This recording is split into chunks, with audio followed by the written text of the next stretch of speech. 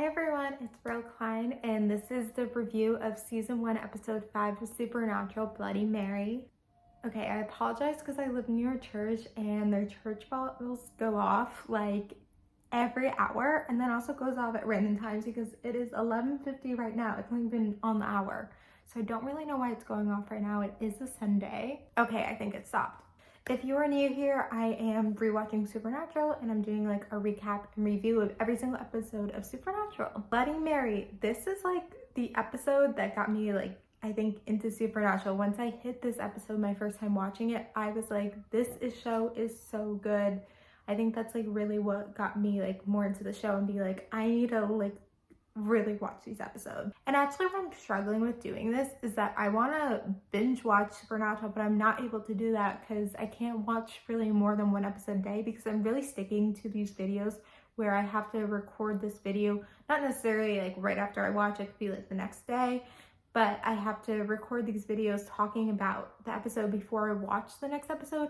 And part of me wants to watch like 3 or 4 episodes a day and I can't because I need to do these videos, so it's kind of upsetting me a little bit.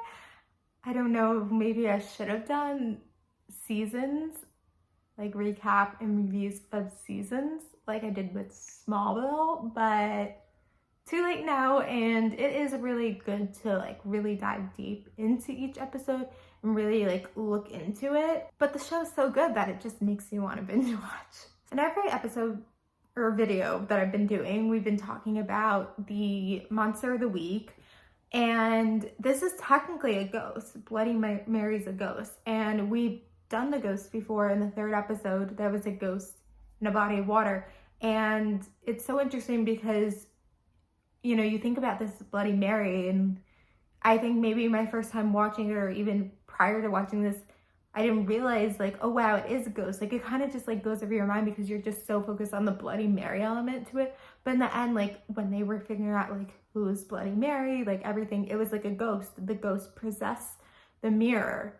And I think that's what's great. I mean, I should probably do more research about how they research, but I've been told that their writing team researched and was actually taking like real horror stories, and everyone has heard of Bloody Mary. This is like a common one, so it was smart that they did that in the 1st season. There's also the Hook Man that they did in the 1st season, and some other ones I'm forgetting that I guess I'll remember when I get to those episodes. Bloody Mary, everyone has heard of this before, so it's really great that they took this one and was able to make an episode about it. We kind of talked about like the whole Dad and Jessica element, because those are the elements of this season that's, you know, the episodes are very episodic, and you don't see that a lot in TV anymore. The episodes are very episodic, but they still have this thing where like every year, every season, there's kind of like an overarching season. And so right now that is, you know, looking for the dad and still like dealing with the whole Jessica element. And so this episode really brought back Jessica.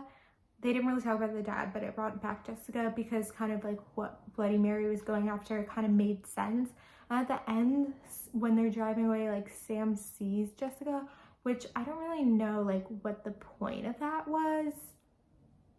Like it doesn't make sense like why he saw Jessica. Like I'm trying to think from like a philosophical or intellectual, like what was the reasoning behind it?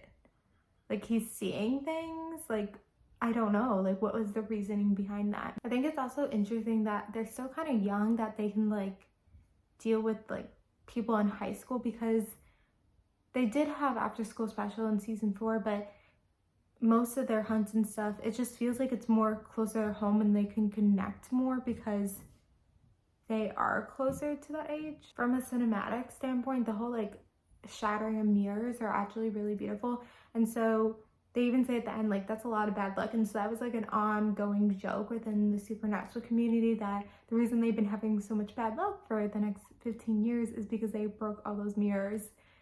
And it's kind of crazy. It makes sense at the end.